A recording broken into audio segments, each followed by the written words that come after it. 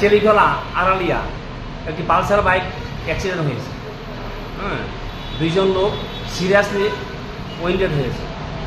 Bishalgarh fire service staff খবর পেয়ে বিশালগড় মহকুমা হাসপাতালে নিয়ে এসেছে। কি নাম তাদের? তাদের নাম হয়েছে, একজন নাম হয়েছে বাবুল মিয়া, 21 বছর বয়স। আর একজনের নাম হয়েছে নাইমুল হোসেন, 20 বছর বয়স। তাদের অবস্থা কিরকম? তাদের অবস্থা সিরিয়াস। কিভাবে হয়েছে দুর্ঘটনাটা? দুর্ঘটনাটা হয়েছে নতুন পালসার বাইক নিজেই পইলা সিরিয়াসলি অ্যাক্সিডেন্ট।